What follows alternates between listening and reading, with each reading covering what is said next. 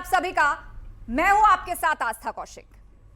कोई उन्हें अंतर्राष्ट्रीय कथावाचक कहता है, कोई सीहोर वाले बाबा, तो कोई कुबेरेश्वर धाम वाले बाबा, तो कोई रुद्राक्ष वाला बाबा कहता है। इनके नाम कई हो सकते हैं, लेकिन पहचान एक, और वो ये कि उन्होंने शिव महापुराण कथा के जरिए भगवान शिव को मंदिरों से निकालकर लोगों के घरों और हृदय तक पहुंचा दिया।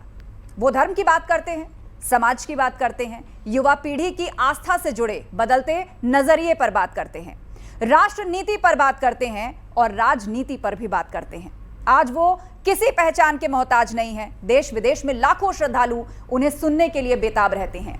और आज वो शख्सियत खास तौर पर हमारे साथ, हमारे बीच, हमारे स्टूडियो पधारे हैं। जोरदार तालियों के साथ स्वागत कीजिए पंडित प्रदीप मिश्रा जी का।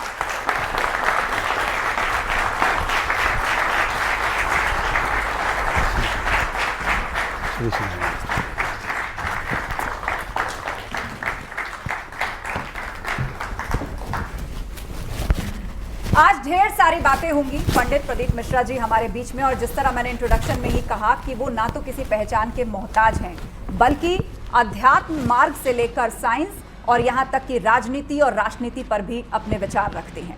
लेकिन एक टीचर से लेकर कथावाचक तक का सफर कैसा रहा, आज सबसे पहले आपको वो दिखाते हैं।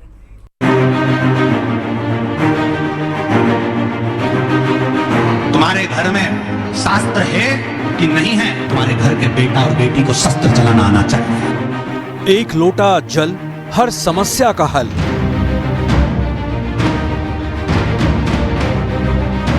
ये बात लोगों के मन में ऐसी बैठी कि पंडित प्रदीप मिश्रा की ख्याति सीहोर से निकलकर देश और विदेशों तक पहुंच गई।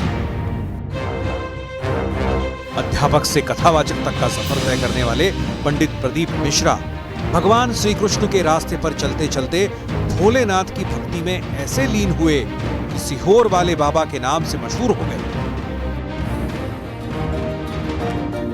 इन्हें कृष्ण से शिव की भक्ति अपनी ओर खींच लाई, और अब ये शिव महापुराण के जरिए लोगों को शिव से जोड़ रहे हैं। पंडित प्रदीप मिश्रा आज जहां कदम रखते हैं वहां मेला लग जाता है। इन्हें सुनने के लिए लाखों लोगों की भीड़ उमड़ती है। YouTube और Facebook पर भी लाखों की संख्या में इनके फॉलोअर्स मौजूद हैं। पंडित प्रदीप मिश्रा कथावाचक के साथ साथ एक भजन गायक भी हैं, आध्यात्मिक गुरु भी हैं। अपनी कथा के माध्यम से न सिर्फ वो लोगों को सही मार्ग पर चलने के लिए मार्गदर्शन करते हैं, बल्कि राजनीतिक मुद्दों पर भी अच्छी पकड़ रखते हैं और अपने शब्दों के तंज के साथ साथ व्यंग्य दोनों कसते हैं। तो 200 हिंदू सांसद वक्फ बोर्ड के बिल के ऊपर रात भर बहस करते हैं और हिंदू के नाम पर तलक बनकर बैठे हैं। लोगों के जीवन की समस्याओं को लेकर समय समय पर अपनी कथाओं में उपाय बताना भी पंडित प्रदीप मिश्रा की खासियत है। जैसी भी समस्या हो, इनके पास हर समस्या का उपाय है। इनके छोटे छोटे उपाय पर लोगों की अपार श्रद्धा है। पांचों देवताओं के सामने चौमुखी 5 दिए लगे, 4 बत्ती के घी के, गाय के घी के, एक एक देवता के सामने एक एक दिया लगा पंचायत, और काम ना कर कर वापिस लौट कर आ जाइए। वो केस विजयता कर देगा तो आपके पक्ष में ही देगा। लोगों का विश्वास भी है बाबा से मिलने वाले रुद्राक्ष को लेकर। कथावाचक पंडित प्रदीप मिश्रा हमेशा सुर्खियों में छाए रहते हैं, कभी अपनी कथाओं की वजह से तो कभी अपने बयानों की वजह से। जितने घर में सदस्य हैं उतने औजार होना चाहिए। आज हर मुद्दे पर होगी पंडित प्रदीप मिश्रा से बेबाक बातचीत और होगा सच से सामना। जोरदार तालियों के साथ स्वागत कीजिए एक बार फिर से पंडित प्रदीप मिश्रा जी का। और आज हम चर्चा को आगे बढ़ाएंगे, ढेर सारी बात करेंगे महाराज जी से, लेकिन उसके साथ साथ हमारे 2 विशेष मेहमान भी हमें ज्वाइन कर रहे हैं। हमारे बीच में कपिल कक्कड़ जी भी हैं, तर्कशास्त्री। हमारे बीच में सैयद जवाद जी भी हैं, राजनीतिक विश्लेषक। आप दोनों का भी तालियों से स्वागत कीजिए। और साथ ही जनता जनार्दन, जोरदार तालियां आप लोगों के लिए भी, क्योंकि इतनी दूर से आप लोग आए हैं इस चर्चा में पार्टिसिपेट करने के लिए। तो चलिए सवाल जवाब के सिलसिले को शुरू करते हैं। और महाराज जी, पहला सवाल जो मेरी खुद के क्यूरियोसिटी से भी जुड़ा हुआ है, जितनी मेरी अध्यात्म के प्रति जानकारी है, कि ये वैष्णव तिलक है, लेकिन आप शिव महापुराण बताते हैं, शिव जी के बारे में बताते हैं, तो इसके बारे में जरा विस्तार से समझाइए। श्री शिवाय नमस्तुभ्यम। देखिए, हमारा जो ब्रह्म संबंध है, गुरु दीक्षा मेरे ब्रह्म संबंध पुष्टि मार्ग से है जी। और पुष्टि मार्ग वैष्णव संप्रदाय से श्री विठलेश राय काका जी महाराज हमारे गुरु रहे हैं, जिनके माध्यम से ठाकुर जी की सेवा, श्री जी की सेवा, लाडले कृष्ण की सेवा, बाल गोपाल की सेवा हमारे यहाँ निरंतर चलती रही है। और उन्हीं की सेवा की पद्धति में ये पुष्टि मार्गी तिलक, गले में तुलसी की माला, ये मूल है। और उसी पंथ से चलते चलते शिव भक्ति की ओर अग्रसर हुए। मेरे गुरुदेव का यही कहना था कि भजन कहीं भी किसी भी रूप में करो, पर उस ईश्वर को प्राप्त करने के लिए करो। तो कहीं ना कहीं हम तो कहते हैं कि राम जी भगवान शंकर से मिलाते हैं, शंकर जी भगवान राम से मिलाते हैं, कृष्ण शिव से मिलाते हैं, शिव कृष्ण से मिलाते हैं। तो ऐसा लगता है कि हमारे ठाकुर ने ही हमको शंकर से मिलाया होगा और प्रथम वैष्णव ही भगवान शिव हैं।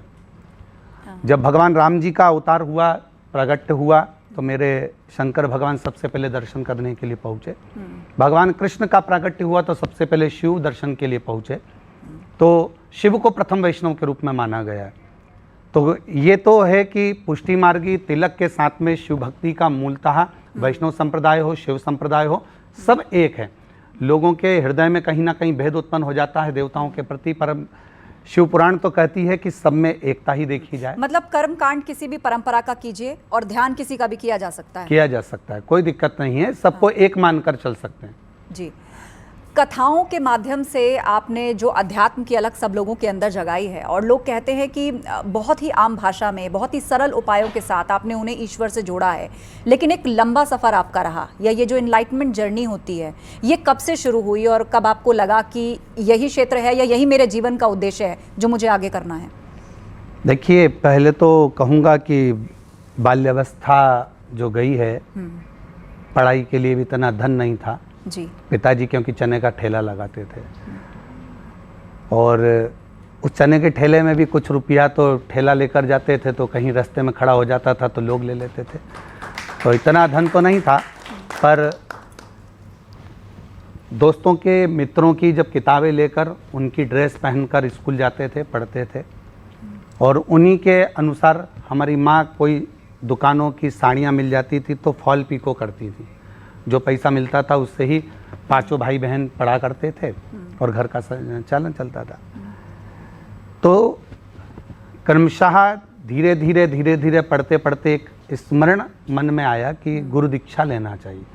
श्री विठलेश राय काका जी महाराज के पास में जाकर गुरु मंत्र लेना, मंत्र की मूलता उनसे समझने के बाद। उम्र रही होगी आपकी जब आपको लगा कि अब अध्यात्म मार्ग पर चलना चाहिए? मैं 8th क्लास में था, तो तकरीबन 12 साल। हाँ जी, उस समय पर। उसके बाद में पढ़ाई करते करते गुरुजी की शरण में गए, गुरुजी से शरण में गुरु दीक्षा लिए केवल। और दीक्षा लेने के बाद उन्होंने एक ही बात कही कि जो भी निश्चित करना जो आपकी मंजिल तक आपको पहुंचा दे, वो निश्चित करना। व्यापार करना है तो व्यापार में, एजुकेशन में आगे बढ़ना है तो एजुकेशन में, नौकरी करना है तो नौकरी में, और धर्म के लिए कुछ करना है, सनातन के लिए कुछ करना है तो उसके लिए आप अग्रणता रखें। और वही पथ गुरुजी ने जो दिया, उसी के माध्यम से धीरे धीरे मन में, मेरी माँ शिव की आराधना करती हैं, ठाकुर की आराधना करती हैं, हम मंत्र वैष्णव संप्रदाय का लिए, पर शिव की आराधना निरंतर चलती रही। शिव मंदिर में झाड़ू पोछा, बाल्यावस्था थी, चले जाते थे। क्यों? क्योंकि इतना भोजन नहीं था, तो सोचते थे कि मंदिर में जाएंगे तो कोई प्रसाद चढ़ाने आएगा तो कुछ मिलेगा तो पेट भरा जाएगा। तो मंदिर में झाड़ू लगा लेते, पोछा लगा लेते, मंदिर की सफाई कर देते। पर ये थोड़ी ना मालूम था कि शंकर जी हाथ पकड़ लेंगे कि उसके घर में, वो कहते हैं ना, मेरे बाबा तेरी नौकरी सबसे बढ़िया है, सबसे खरी। उसके दरवाजे की नौकरी करते करते उसने कब तनख्वाह देना प्रारंभ कर दी, मालूम ही नहीं पड़ा। और आज आपके पंडाल में जो आंकड़ा हमारे पास आया है कि 6 से 6.5 लाख लोग तक आते हैं, उनको शायद बैठने की जगह भी नहीं मिलती। जी, ये शिव भक्ति है। हमारे लिए नहीं आते, हमारे बाबा के लिए आते हैं, शिव जी के लिए आते हैं, शिव पुराण के लिए आते हैं और शंकर जी के लिए आते हैं। हमारा एक ही लक्ष्य है, जितने भी मंदिर, देवालय, शिवालय हैं, लोग बड़े बड़े तीर्थ जाते हैं, दूर तीर्थों में जाकर दान करते हैं, पुण्य करते हैं, दर्शन करते हैं, पर हमारा लक्ष्य एक ही है कि जो भी नज़दीक के मंदिर हैं, शिवालय हैं, वहाँ लोग जाएं, जैसे हमारे यहाँ हॉस्पिटल बनते हैं बड़े बड़े, तो पहले प्राथमिक चिकित्सा केंद्र में आपका इलाज करवाओगे, फिर वहाँ का डॉक्टर आपको दूसरा हॉस्पिटल में भेजेगा, दूसरे हॉस्पिटल से तीसरा हॉस्पिटल में भेजेगा, तब आप बड़े हॉस्पिटल में जाइए। पहले प्राथमिक चिकित्सा केंद्र में ही नहीं गए, माँ ने जो दवाई दी वही तुमने नहीं ली है, औषधि ही नहीं ली, इसके बाद डायरेक्ट जाके जांच करा रहे हो तो श्रेष्ठ नहीं। पहले घर में थोड़ी सी औषधि लेकर अपने को ठीक करने का प्रयास करिए, फिर दूर जाइए। उसी तरह घर के नज़दीक में जो शिवालय हैं, हमारा लक्ष्य वो है कि आप उस शिवालय तक जाओ, घर के पास में जो शिव मंदिर है वहाँ पहुँचो, उसके बाद फिर अन्य तीर्थों में जाकर खूब दान पुण्य धर्म तीर्थ का दर्शन। अच्छा महाराज जी, ये जो इतने सारे लोग यहाँ पर हैं और जो स्क्रीन पर आप लोग इस वक्त देख रहे हैं, उसमें छात्र भी होंगे, उसमें युवा भी होंगे जो देश का भविष्य है, उसमें वो बुजुर्ग भी होंगे जो अपनी यात्रा जैसे कहते हैं ना जीवन की सांझ में है, तो आखिर उनको रोजमर्रा कोई आप मंत्र बताना चाहेंगे? क्योंकि आपने पूजा का जो सरलीकरण किया है, उपायों का या अध्यात्म से जुड़ने का जो सरलीकरण किया है, उसकी वजह ये भी एक बड़ी वजह है कि बहुत तेजी से आपकी फॉलोइंग बढ़ी है। तो क्या इनको मंत्र जाप करना चाहिए या किस तरीके से इनको अपने डेली रूटीन में इसको फॉलो करना चाहिए जो सरल भी हो और चमत्कृत रूप से उनको जोड़ भी दे सही रास्ते से? सबसे पहला मंत्र तो यही दूंगा कि मेहनत से पीछे नहीं हटो, अपना कर्म अपने को करना है, परिश्रम बहुत जरूरी है। केवल माला पकड़कर कहीं स्थान पर बैठकर या गंगा के तट पर, यमुना के तट पर, सरयू के तट पर या किसी मंदिर में बैठ जाओ और सोचो कि भगवान आएगा और हमको कुछ दे देगा। पहला है कर्म करना, मेहनत इतनी अच्छी करो, और मेहनत के साथ में जिस शिवालय में आप बैठे हो या मंदिर में बैठे हो या अपने माता पिता की भी सेवा कर रहे हो या कोई लक्ष्य के लिए आगे बढ़ रहे हो, उसमें सबसे मूल है विश्वास।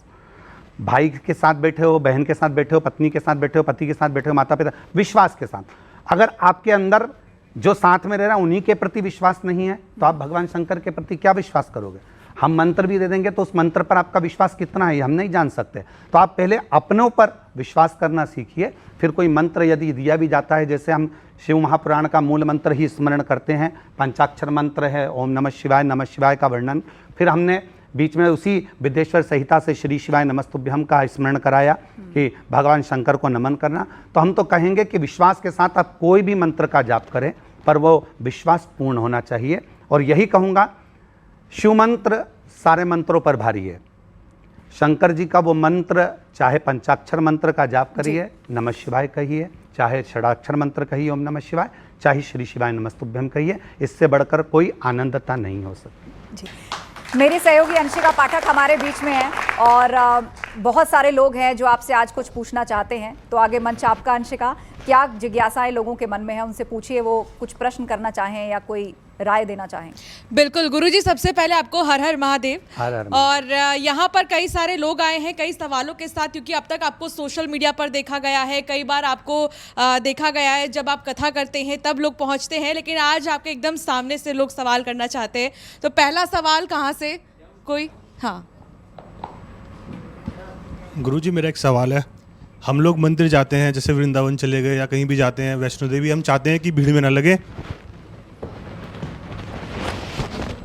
तो गुरुजी हम चाहते हैं कि हम लाइन में ना लगे और हमें वीआईपी दर्शन मिल जाए। तो मैं जानना चाहता हूँ कि हम सच में पाप कर रहे हैं या पुण्य ले रहे हैं? मेरा ये बहुत दिन से प्रश्न है। यानी सवाल ये है कि वीआईपी दर्शन करना पाप में गिना जाए या पुण्य में गिना जाए? मतलब उससे क्या भगवान की कृपा कम होगी या ज्यादा? वो कहते हैं ना, जब कष्ट के बगैर भगवान नहीं मिलते। देखिए, पहले तो मैं यही कहूँगा कि प्रत्येक मंदिर, देवालय, शिवालय से वीआईपी दर्शन को हटा देना चाहिए, क्योंकि वीआईपी कल्चर कहीं ना कहीं जो साधारण व्यक्ति है बड़ी आस लेकर बहुत दूर से पैदल चलकर आया है और बहुत आस लेकर आया हुआ है, और वो इतनी आस के साथ में आया हुआ है, और आप पैसा देकर 500 का टिकट लेकर, 100 का टिकट लेकर आप जब आगे खड़े हो जाते हो और वो इतनी आस लेकर थका हुआ, पसीना बहाते बहाते वहाँ तक पहुँचता है ना, तो उसका दिल में तो पहले से ही शिव बसा हुआ होता है। तो हम तो कहेंगे कि प्रयास यही करा जाए कि वीआईपी कल्चर को हटाकर डायरेक्ट सभी भक्तों को भगवान शिव का दर्शन हो जाए, मंदिर देवालय में ये मांग महाराज जी कई मंचों से उठी है ये मांग, लेकिन व्यवहारिकता में अगर आप देखिए तो अब भक्त तो कोई भी हो सकता है। ऐसा भी हो सकता है जिसकी सुरक्षा की जिम्मेदारी सरकार की है, उसको प्रोटोकॉल भी देना पड़ता है, उसको प्रोटेक्ट भी करना पड़ता है, वो आएगा तो उसके लिए सुरक्षा सुनिश्चित करनी पड़ती है। अब उसको क्या वीआईपी कल्चर से जोड़कर देखना चाहिए? हम मना नहीं कर रहे, जो वीआईपी है आप उसको लेकर आइए, पर उसके लिए अलग से समय लीजिए। आप जो रेगुलर समय है, भस्म आरती का समय हो या अन्य आरती का समय हो, मंगला आरती का समय हो, जो कोई भी आरती का समय, वो सब जनमानस के लिए। आपका कोई वीआईपी आया है तो उसके लिए आप अलग से रात्रि को 11 बजे 12 बजे बुलाओ। जब भक्त खड़े हुए हैं दर्शन के लिए तो सबसे पहले उनको दर्शन कराओ, वीआईपी के लिए बाद में समय निकालकर वीआईपी कल्चर से लेकर आओ और हमसे दर्शन कराइए, मना नहीं है उसके लिए। सिर्फ अध्यात्म ही नहीं, बहुत सारे राष्ट्रीय मुद्दों पर, राजनेताओं पर अलग अलग बयान जो हैं वो आपके हमने सुने हैं। तो आज ऐसे ही कुछ बयान हम आपको सुनवाने जा रहे हैं, उसके बाद उसी से जुड़ा हुआ सवाल आपसे लेंगे।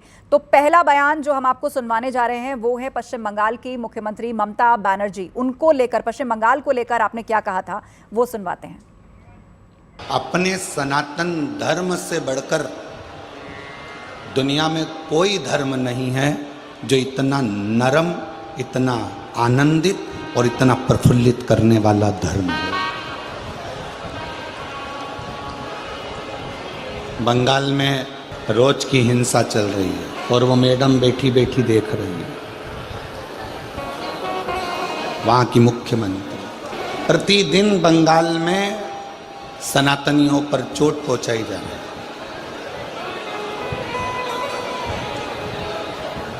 पर कहते हैं विनाश काले विपरीत बुद्धि।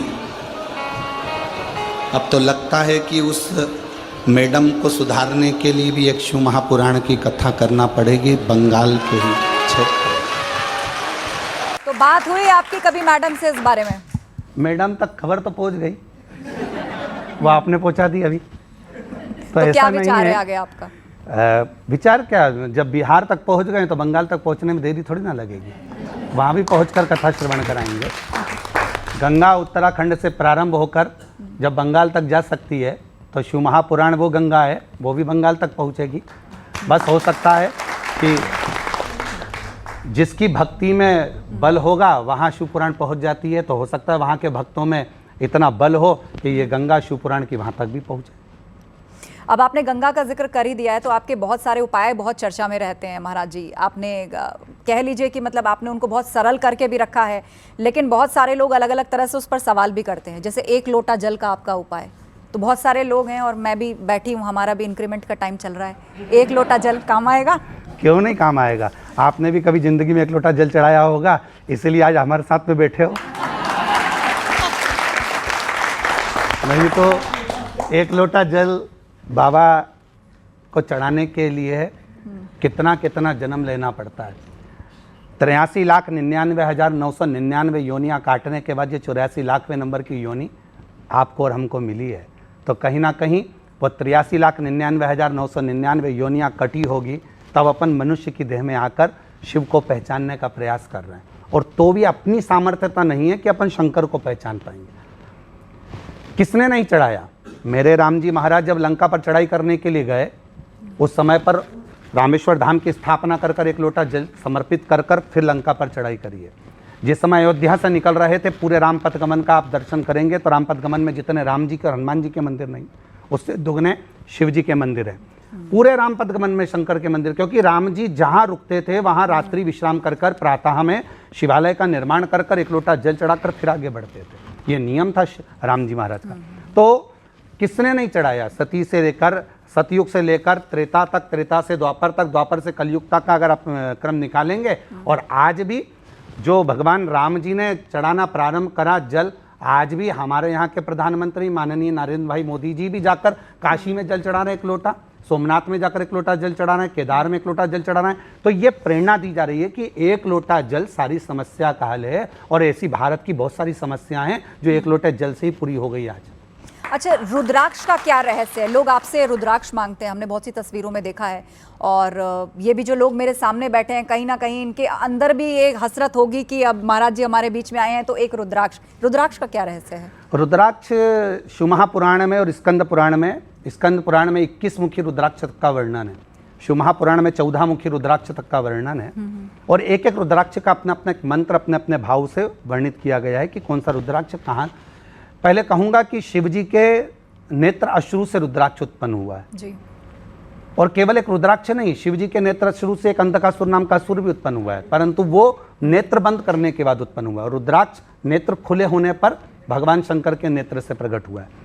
जब माता पार्वती जी को तारकासुर का संहार करने के लिए प्रेरणा दी जा रही थी, तब पार्वती जी कह रही थी कि मैं तारकासुर को नहीं मारूंगी, तब शिवजी ने इस रुद्राक्ष को उत्पन्न कर कर पार्वती जी के ही कंठ में वो रुद्राक्ष की माला धारण कराकर उनको बल प्रदान करा था। शास्त्र कहता है, शिव महापुराण, स्कंद पुराण कहती है, लिंग पुराण वर्णन करती है, कुर्म पुराण तक कहती है कि एक रुद्राक्ष भी अगर आपके शरीर पर है या आप उस रुद्राक्ष को धारण करे हो तो वह आपको शिव और शक्ति का बल अपने आप प्रदान करता है। और वही रुद्राक्ष के लिए आज पूरा जनमानस जो आतुर रहता है कि रुद्राक्ष हमारे पास में होना चाहिए, और वास्तवता एक रुद्राक्ष मनुष्य शरीर पर धारण होना ही चाहिए। जी, इसके बारे में मैं और विस्तार से जानूंगी, लेकिन दो और मेहमान हमारे साथ स्टूडियो में हैं। कपिल कक्कड़ जी हैं तर्कशास्त्री, उनका रुख करते हैं। कपिल जी, आप कोई सवाल महाराज जी से करना चाहते हैं? नहीं, मैं सिर्फ इनसे ये पूछना चाहता हूँ कि एक लोटा जल के पीछे, मतलब ठीक है आप चढ़ाएं शिवजी को, बहुत अच्छी बात है, श्रद्धा, बट आपने जैसे कहा उससे क्या आदमी का कोई पर्सनल लेवल पे कोई फायदा हो सकता है? क्यों नहीं होगा? कैसे? हाँ, जब आप एक लोटा जल लेकर अपने घर से निकल कर जाएंगे, जब एक लोटा जल लेकर आप अपने घर से निकल कर जा रहे हैं तो पूरे घर का जितना वास्तु केंद्र बिंदु है वो अपन मंदिर में जाते हैं, मंदिर में आरती होती है, पूजन होती है, घंटी बजती है, नगाड़े बजते हैं, उसकी पूरी तरंग जल के अंदर आ जाती है। उस जल का अपन 3 बार आचमन करते हैं, भगवान शिव का या मंदिर का जल का आचमन करते हैं, चरणामृत लेते हैं। क्यों लेते हैं? कि हमारे अंदर के पूरे ताप समाप्त हो जाए। उसी तरह जब हमारे घर का भरा हुआ एक लोटा जल मंदिर तक पहुंचता है तो हमारे घर की जो नेगेटिव ऊर्जा है उसको समाप्त करता है वो एक लोटा जल ले जाकर। कोई साइंटिफिक एविडेंस है कि आप अगर जल चढ़ाते हैं वो जो जल है वो नेगेटिविटी घर की कंज्यूम कर लेता है और ऐसी चीज़ें होती हैं? ये बातें सुनने में तो बहुत अच्छी लगती है और मैं भी चाहूँगा ये सब हो, पर सवाल है वास्तु अपने आप में साइंस नहीं है, जबकि हम कहते हैं वो बात अलग है। वास्तु का अपने आप कोई साइंटिफिक वो नहीं है, असेसमेंट या क्या है। दूसरा, आप ये जल जो बात कर रहे हैं नेगेटिव एनर्जी का, इसके पीछे का वो क्या है, एविडेंस क्या है कि ऐसा होता है? ये तो नहीं तो कहानियां हो गई एक तरह से, देखिए, और श्रद्धा तक की बात रह गई। अश्रद्धा नहीं, श्रद्धा का विषय है। अगर जल तत्व नहीं होता, जल तत्व अगर इस पृथ्वी पर नहीं होता तो मनुष्य देह का धारण करना ही बेकार हो जाता। तो हमारे घर का जो जल वहां तक जा रहा है वो जल तत्व को ही तो दर्शित कर रहा है। क्या आप अपने हृदय का भाव लेकर, आप पूरे घर का हृदय लेकर आप शिव को समर्पित कर रहे हो? तो अमेरिका में, यूरोप में, वहाँ पे तो स्नोफॉल भी होती है, वहाँ पे तो जल वगैरह वो ऐसा कुछ नहीं करते, वो तो चर्च भी जाते हैं तो जूते पहन के जाते हैं, है ना? देखिए, तो मेरा कहने का मतलब है जो नेगेटिव एनर्जी, पॉजिटिव एनर्जी तो यूनिवर्सल है, वो किसी देश तक तो सीमित नहीं हो सकती। उनका अपना धर्म है, हमारा अपना धर्म है। हमारे फेथ की बात हो गई ना। हमारे धर्म के अनुसार हम जो धारण कर सकते हैं और प्रेरणा दे सकते हैं वह मूल है। तो वो श्रद्धा की बात है, पर जहां तक पानी का, नेगेटिव एनर्जी का, उससे कोई लेना देना नहीं। नहीं, ऐसा नहीं है, नेगेटिव एनर्जी का नहीं लेना है। तो फिर तो शिव जी मस्तक पर गंगा को धारण ही नहीं करते। नहीं, वो ठीक है, वो हमारी श्रद्धा है, हमने सुना है, हम मानते हैं। बट चलिए एक बार जनता का भी ओपिनियन ले लेते हैं। हमारे साथ जवाद जी भी जुड़े हुए हैं, उनका भी हम सवाल लेंगे, लेकिन कुछ जनता मुझे लग रहा है कि काफी क्यूरियस है।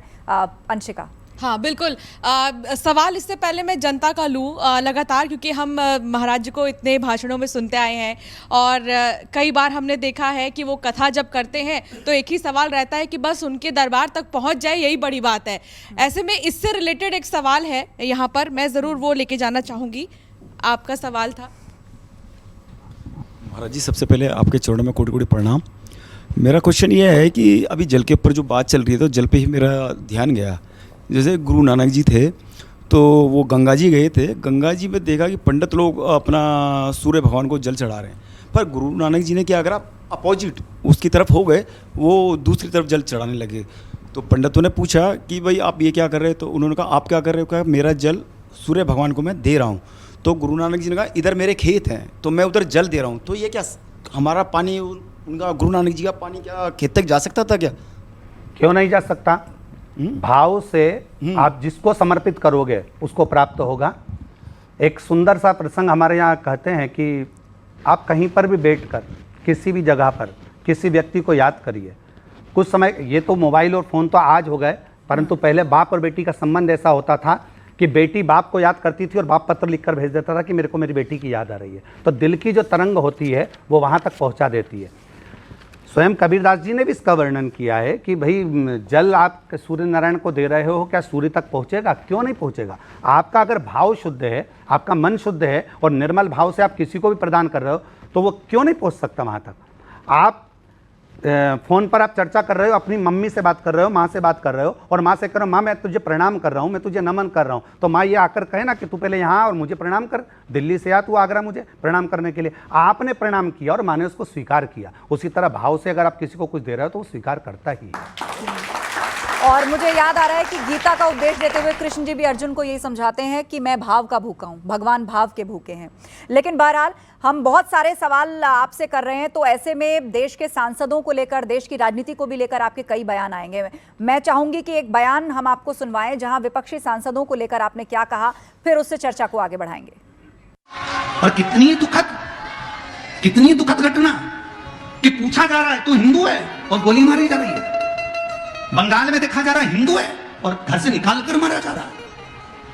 और संसद भवन में बैठे हुए वो 200 हिंदू सांसद वक्फ बोर्ड के बिल के ऊपर रात भर बहस करते हैं और हिंदू के नाम पर कलंक बनकर बैठे हैं। ले जाओ उनको काश्मीर की उस घाटी में सौंप दो, काश्मीर की घाटी में ले जाकर सौंप दो कि जो सनातन धर्म को छोड़कर हिंदू होकर हिंदू के लिए अपशब्द करते, क्या जरूरत है इसकी, क्या जरूरत है उसकी। मेरा निवेदन है मेरी जीजियों, तुम्हारे घर में शास्त्र है कि नहीं है हमें उससे मतलब नहीं है, और अब तुम्हारे घर के बेटा और बेटी को शस्त्र चलाना आना चाहिए। तो ये जो हिंदू राष्ट्र की अवधारणा है, इसकी मांग जोर पकड़ रही है। अलग अलग आध्यात्मिक मंचों से हम देख रहे हैं कि बहुत ही स्ट्रांगली इस बात को रखा जा रहा है। अब शस्त्र के साथ शास्त्रों के साथ शस्त्र घर में रखेंगे बेटा बेटी, जरूरी है। हमारे जितने देवी देवता हैं कोई भी बिना शस्त्र के नजर ही नहीं आते।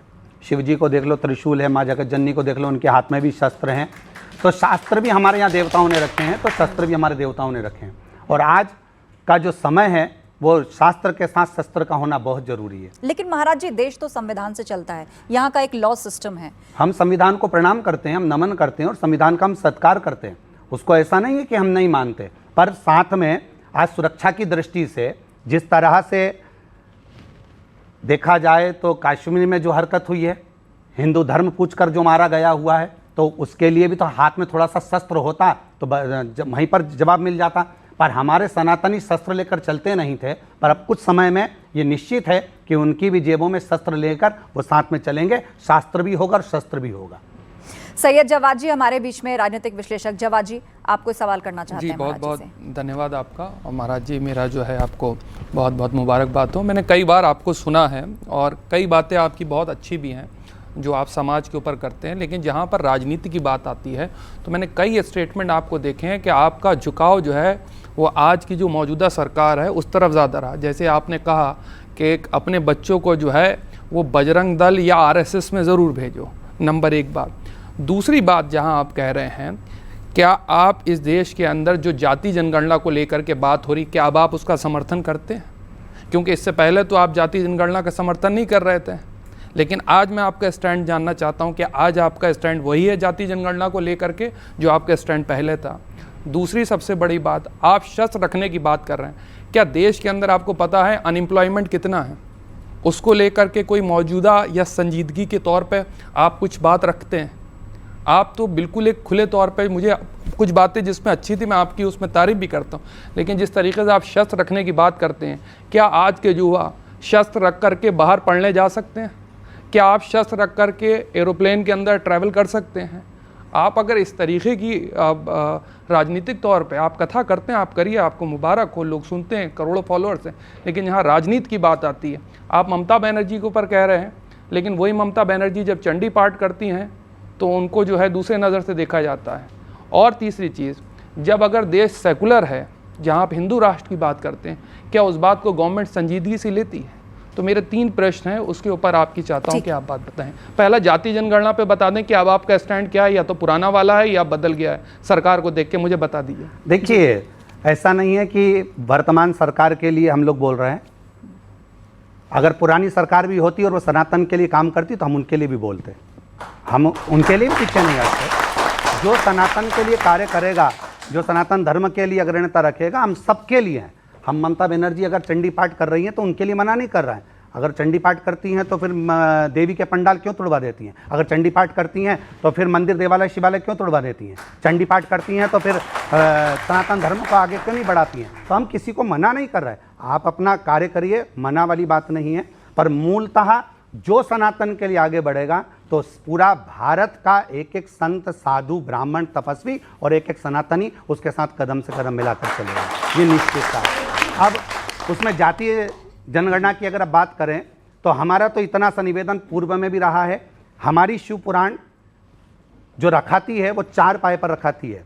4 पाए से मतलब है हमारे लिए ब्राह्मण, क्षत्रिय, वैश्य और शूद्र, जब तक के चारों पाए मजबूत नहीं होंगे तब तक हम शिवपुराण को चौकी पर भी नहीं रख सकते, क्योंकि 3 पाए पे से शिवपुराण भी नीचे गिर सकती है। हम 4 पाए की कुर्सी पर बैठे हैं तो मजबूती है। उसी तरह जनगणना के अनुसार या मतगणना के अनुसार हम तो यही कहेंगे कि सबको एकजुट होकर चलना चाहिए, इसमें जातीय भेद होना ही नहीं चाहिए, और जातीय भेद होंगे तो ही हमारा सनातन धर्म टूट जाए। तो सरकार जो जाति जनगणना अब समर्थन कर रही है, पहले विरोध में थी, तो आज आप समर्थन कर रहे हैं या विरोध में है? मैं आपका स्टैंड जानना चाहता हूँ, हाँ या ना, क्लियर घुमाइएगा नहीं। कैसे? पहले आप बताइए, आपका जो स्टैंड था जाति जनगणना को लेकर के, मौजूदा गवर्नमेंट भी विरोध में थी, अब अचानक से आपने देखा कि पहलगाम के बीच में अनाउंस होता है कि जाति जनगणना जो हम कराने जा रहे हैं, तो आज मैं आपका स्टैंड सिर्फ जानना चाहता हूं कि आप जाति जनगणना के समर्थन में या विरोध में? वो मतलब सरकार ने तय कर लिया है कि हम जाति जनगणना करेंगे, तो आज आप वो सरकार का मुद्दा है, सरकार जाने, हमें उससे कोई फर्क नहीं पड़ता। हमारा तो एक ही मुद्दा है, सनातन धर्म को मजबूत करना, बस। ठीक है। आपके उपाय जो हैं वो बहुत चर्चा में बहुत पॉपुलर रहते हैं, क्योंकि एक तो बहुत ही सिंपल होते हैं, लोग घरों में जल्दी कर पाते हैं, और बड़े से बड़ी समस्या के समाधान के लिए आपका दावा होता है कि जैसे 1 लोटा जल की बात थी या रुद्राक्ष की बात थी, उपायों को लेकर आपके कई दावे और बयान पूर्व में आए हैं। हम एक बयान आपको ऐसा ही सुनाना चाहेंगे और उसके बाद हम जनता के बीच चलेंगे, इन्हीं उपायों पर कुछ सवाल उनका भी रहेगा। वो बयान सबसे पहले। अदालत में अगर कोई केस चल रहा है, चाहे वो नौकरी से जुड़ा हुआ हो, चाहे सर्विस से जुड़ा हुआ हो, चाहे प्रॉपर्टी से जुड़ा हुआ हो, अदालत में अगर कोई केस चल रहा है और बहुत समय से चल रहा है और उसकी कोई सफलता नहीं मिल रही, कोई सफलता नहीं मिल रही, तो शिव पंचायत के मंदिर में जाकर महाराज 5 पुष्प, एक पुष्प एक देवता देवी को समर्पित कर दो और उनके चरण में मक्खन का लेपन कर दो। काय का लेपन करना है? माखन का लेपन कर दो, और 5 देवताओं के सामने चौमुखी 5 दिए लगा, 4 बत्ती के घी के, गाय के घी के, एक देवता के सामने एक दिया लगाओ पंचायत का, और काम ना कर वापिस लौट कर आ जाइए। वो केस विजयता अगर देगा तो आपके पक्ष में ही देगा, हार नहीं सकते। शिव पंचायत का बहुत प्रबल भाव है महाराज, शिव पंचायत कोई साधारण नहीं होती। अब बताइए, कोर्ट केस सॉल्व हो जाएगा और वो भी अपने पक्ष में आएगा? क्यों नहीं? जब पत्नी पति को मक्खन लगाती है तो पति उसको मोबाइल दिला देता है, तो ये तो कोर्ट केस, उसमें क्या दिक्कत वाला विषय है? उसमें पूजन का विधान जो हमारी शिव महापुराण में, पूजन के विधान में कमलगट्टा हो, चाहे माखन हो, चाहे पुष्प हो, आप किस तरह से चढ़ाना।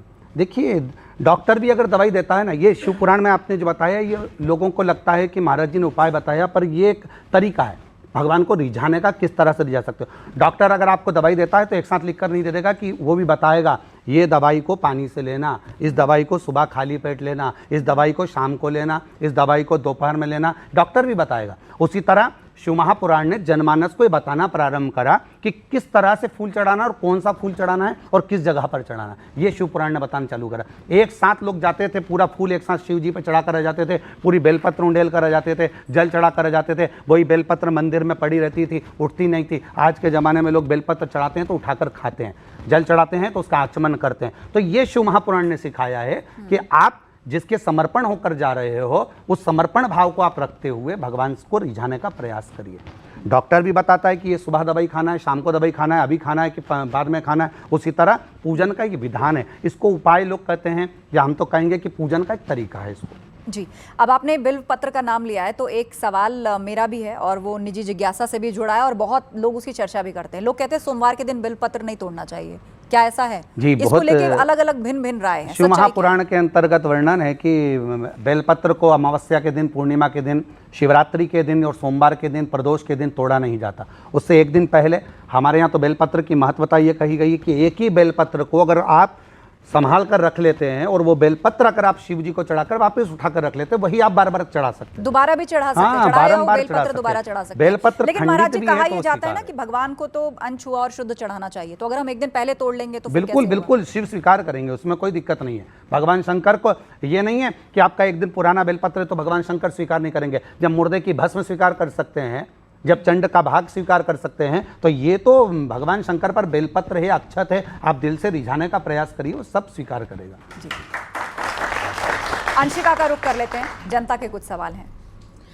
बिल्कुल, इससे पहले मैं जनता के सवाल लूँ, मुझे पूछना था पंडित जी आपसे एक सवाल, क्योंकि धर्म को लेकर भी बहुत बात हो रही है और लगातार, क्योंकि आप सीहोर के ही रहने वाले हैं, सीहोर के लोग ये कहते हैं कि हमारे बाबा कहाँ कहाँ चले जा रहे हैं, उन्हें बहुत ज़्यादा इंतज़ार रहता है कई बार कि आप वहाँ पर भी उन्हें मौका मिले आपके कथा में जुड़ने का, लेकिन वहाँ के लोग ये कहते हैं, और जनता से भी जब मैं अभी बातचीत कर रही थी तो उनका यही कहना था कि कई लाखों रुपए लगते हैं आपके कथा में जाने के लिए, कई बार आपसे कथा करवाने के लिए। इतने महंगे बाबा कैसे हो गए हमारे?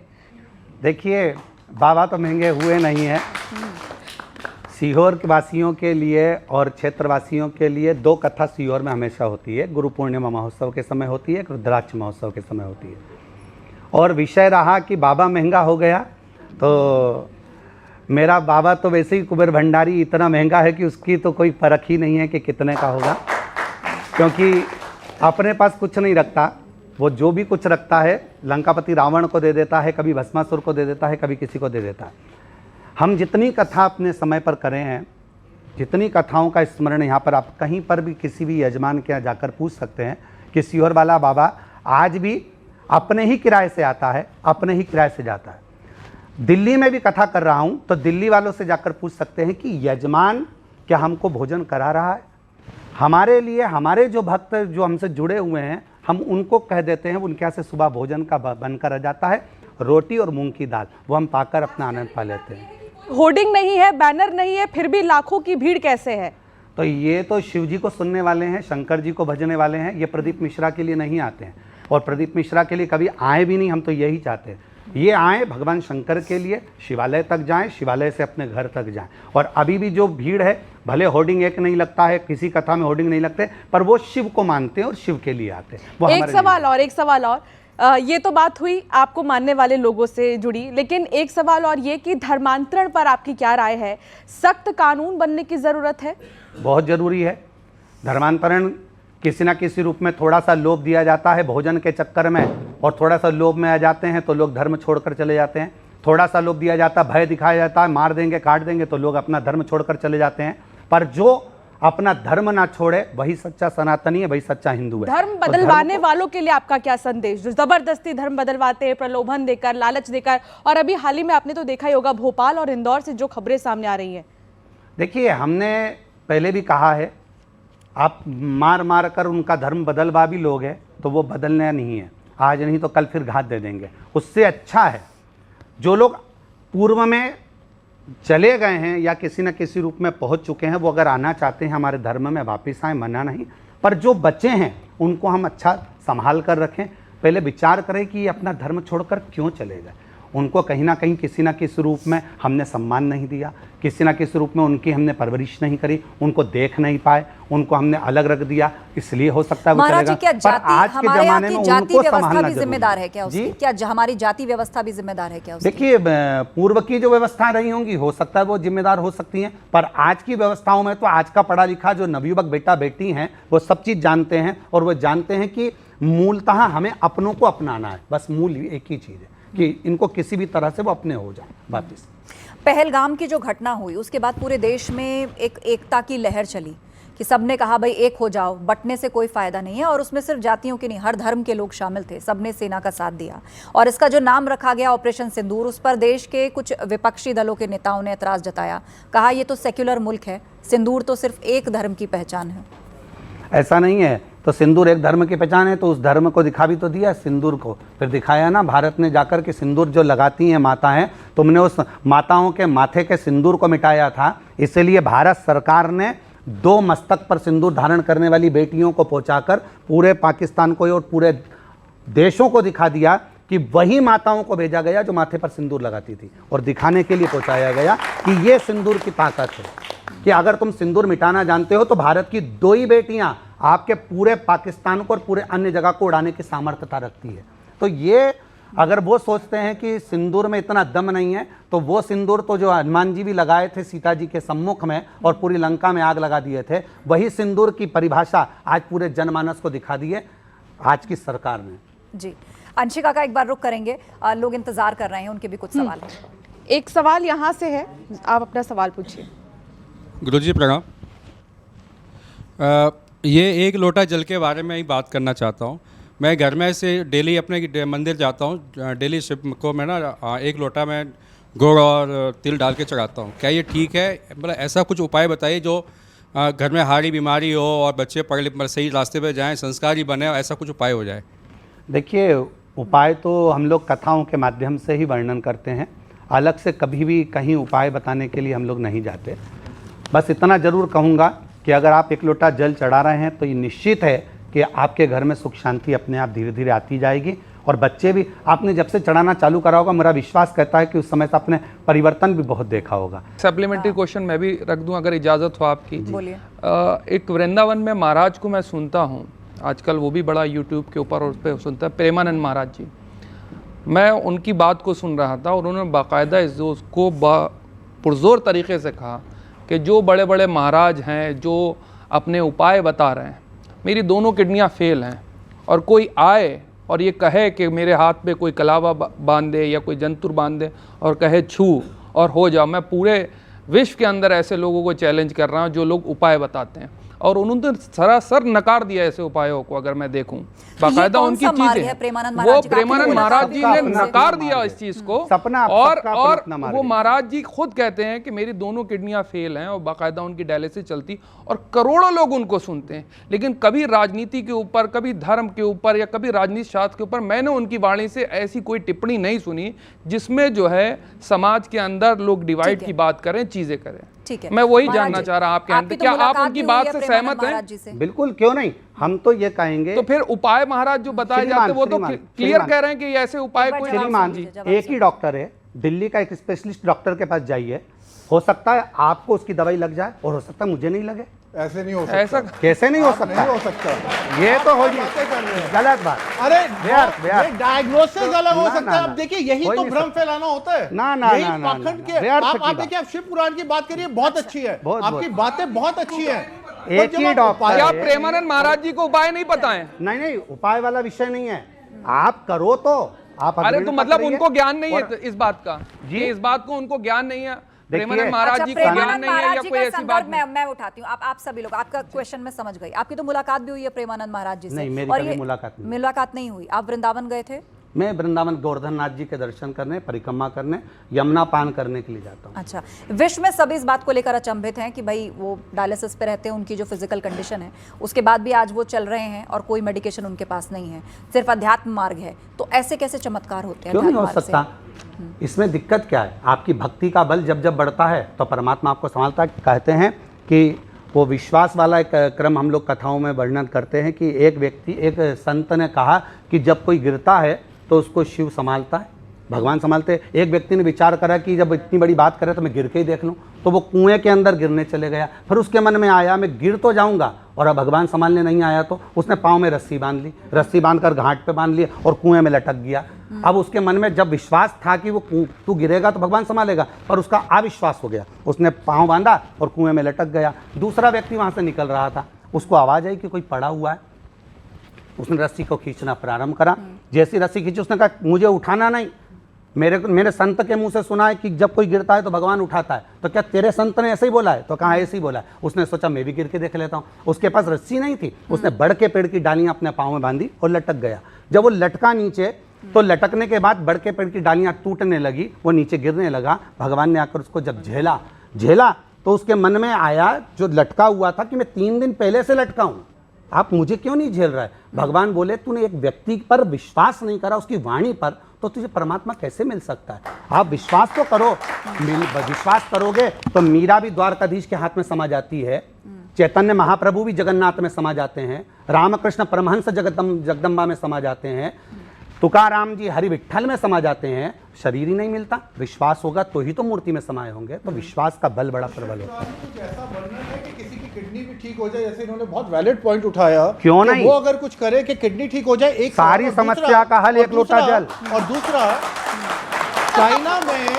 चाइना में 80% लोग रिलीजन को बिलीव नहीं करते। चाइना का एक ही है, वहां पे 80% लोग रिलीजन में विश्वास नहीं करते, भगवान में, वो सिर्फ कर्मों में विश्वास करते हैं। हम भी करते हैं। अमेरिका में 65% लोग हैं जो भगवान पे विश्वास नहीं करते। अब सवाल ये है, ये जो देश है जो भगवान पे विश्वास नहीं करते, ये आगे क्यों निकल रहे हैं? और मैं आपको एक और चीज बता दूं, ठीक है। फिर आप प्लीज बताइएगा। यूरोप में जो कंट्रीज हैं जो भगवान पे विश्वास करती हैं, वो सबसे पीछे हैं, और जो विश्वास नहीं करती वो आगे हैं। ये इसके पीछे आपके हिसाब से क्या कारण हो क्या सकता है? इसको और ये मैं अध्यात्म facts से बता रहा जोड़ना हूं। सही होगा कि देखिए, वो विकसित ये- क्यों है और हम विकासशील ये क्यों आपकी हैं? सोच हो सकती है कि मेरी जो सोच कंट्री नहीं है। भगवान को मान Fact रही है वो जवाब- पीछे जा जवाब रही सुनिए, उसके है। बाद ये audience आपकी का सोच रुख है करेगा। सोच कि नहीं जो है, fact कंट्री है। भगवान को मान रही है वो पीछे हट रही है, आपकी सोच हो सकती है। पर हमारी सोच में तो ये है कि आज भी एक लोटा जल सारी समस्या का हल है, और वो होता ही रहेगा। ये चलिए, निश्चित। एक आखिरी सवाल ऑडियंस से, उसके बाद हम रैपिड फायर राउंड की शुरुआत करेंगे। बोलिए। गुरुदेव, आपके चरणों में कोटि कोटि नमन। मैं पूछना चाहती हूँ कि है ना, जो हम आरओ का जल लेके जाते हैं शिव जी पे, तो आरओ का ले जाना चाहिए या टंकी से जो नल आता है उसका ले जाना चाहिए? कैसा भी जल हो, बस भाव से लेकर जाइए उसको।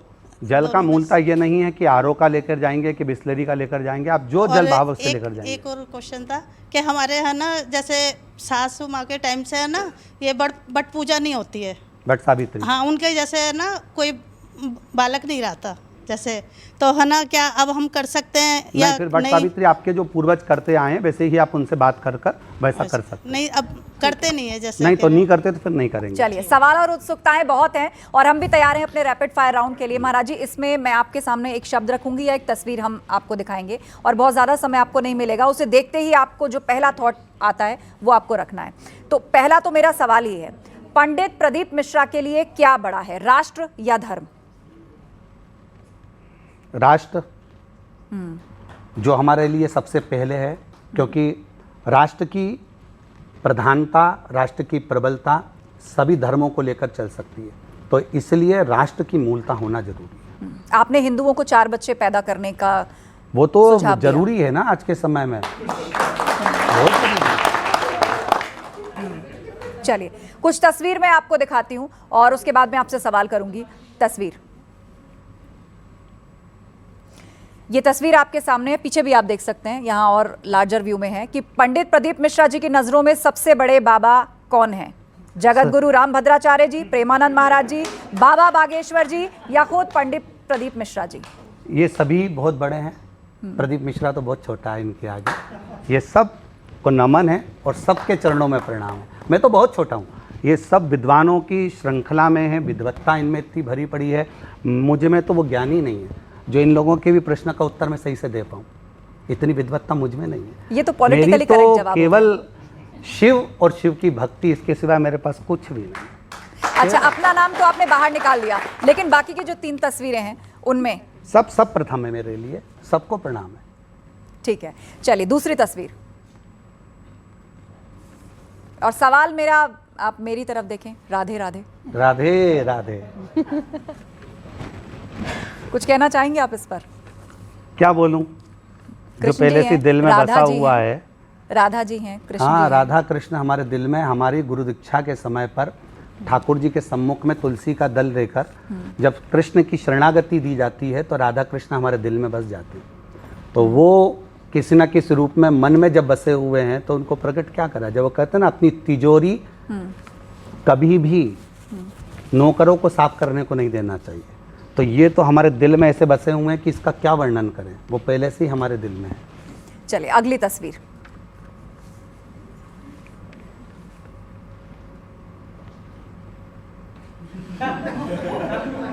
ये 2 चेहरे हैं, विश्व विख्यात हैं, और राष्ट्रध्वज भी आप पहचान ही रहे होंगे। अब वो तो उनसे जाकर पूछा जाए कि अभी उनकी क्या स्थिति है, और उनको हमारे भारत के चेहरे दिखाए जाएं तो उनको हो सकता है, मुझे लगता है, रात भर नींद ही नहीं आएगी। प्रदीप जी अपने अंदाज कब में, आएगी? प्रदीप जी अपने अंदाज में। इनको 1 लोटा जल चढ़ाना चाहिए। अब वो तो मेरे हिसाब जो से। जिनकी वर्दी पे इतने मेडल हैं वो तो कह रहे हैं कि 2 नेशन थ्योरी है, दोनों बहुत अलग अलग हैं, इतनी कुर्बानियां दी गई हैं एक अलग मुल्क के लिए, ये एक लोटा जल कैसे चढ़ाएंगे? कौन से मुल्क के लिए दिए? जिसका झंडा आप देख रहे हैं। नहीं तो वो उनके मुल्क के लिए ना जाने कौन सी कुर्बानी दी होगी, वो ऐसी कुर्बानी तो हर साल देते रहते हैं। ऐसी कुर्बानी से हमें कुछ मतलब नहीं है। मूलतः जो हमारे सनातन पर अगर कहीं उंगली उठाए या आक्षेप करे तो उसको जवाब देने के लिए सनातन धर्म मूलतः में खड़ा हुआ है और मेरा राष्ट्र पूरा खड़ा है। और आज की स्थिति में जो देखा जाए, माननीय प्रधानमंत्री जी हों, गृह मंत्री जी हों, वो पूरा जवाब देने की सामर्थ्यता रखते हैं, भले वो सिंदूर के माध्यम से दें चाहे बिंदी के माध्यम से दें। अभी तो सिंदूर की बारी थी, अभी पायल बिछिया तो बाकी है। अगली तस्वीर ये देखिए, सेंटर स्टेज। कितना बढ़िया जोरदार तस्वीर है, शेर अलग दिख रहा है। तो इसी को कहते हैं बब्बर शेर। सभी से अभी आपने चेहरे दिखाए, और फिर कोई दिखाया, सबके अपने अपने भाव होते हैं। कोई से अगर अच्छा लगता है, किसी की बातें, भाई साहब की बातें मुझे अच्छी लग रही हैं, इनकी बातें अच्छी लग रही हैं, जो ऑडिशन में बैठे हैं उनकी बातें अच्छी लग रही है, आपकी बातें अच्छी लग रही है। यही हमारे तो, समाज की खूबसूरती तो है मुझे कि यही सबको सब अपने चीज़ें विचार अच्छा लग रखने रहा की है कि इतनी स्वतंत्रता है। अच्छी अच्छी बातें मुझे भी सीखने को मिल रही हैं। यहाँ आकर मुझे कुछ मिला है तो ये सीखने को मिला कि इतने सारे लोगों के बीच में बैठकर इनके कितनी सारी तमन्ना है, इनके अंदर उत्सुकताएं कितनी बोलने की उत्सुकता है। ये लोग घर पे नहीं बोल पाते तो यहाँ पे बोल ही लेते हैं। तो इतना इनका भाव यहाँ पर कितना कितना अच्छा है, तो मुझे अच्छा लग रहा है जी। कि देखो। अच्छा, जाते जाते आप क्या संदेश देके जाना चाहेंगे समाज को, युवाओं को? अपने कर्म के प्रति जागरूकता रखें, माता पिता की सेवा करें और शिक्षा के प्रति जागरूक करें। हम पहले भी कथाओं में कहे हैं कि बेटी को कन्यादान मत दीजिए पर शिक्षा का दान जरूर दीजिए। अपने बच्चों को शिक्षा का दान बहुत अच्छा दीजिए, अच्छे कॉलेज अच्छे स्कूल में पढ़ाइए, साथ में बच्चों को पढ़ाने के साथ संस्कार दीजिए। ऐसा नहीं हो कि बच्चे लायक बने और माँ बाप को नालायक समझने लगें। इसलिए संस्कारों को देना बहुत जरूरी है और शिक्षा के प्रति जागरूकता होना जरूरी है। शिव तत्व को धारण करें, शंकर जी के चरणों के स्मरण करें और जो आपके माता पिता जैसा मार्गदर्शन करें वैसा करिए। शिव मंदिर में जाइए, शंकर को 1 लोटा जल चढ़ाइए और सारी समस्या का हल 1 लोटा जल। श्री शिवाय। बहुत बहुत धन्यवाद महाराज जी, आप हमारे बीच में आए और सभी लोगों के सवालों के आपने जवाब दिए। ढेर सारी शुभकामनाओं के साथ। शिवाय नमस्तुभ्यम।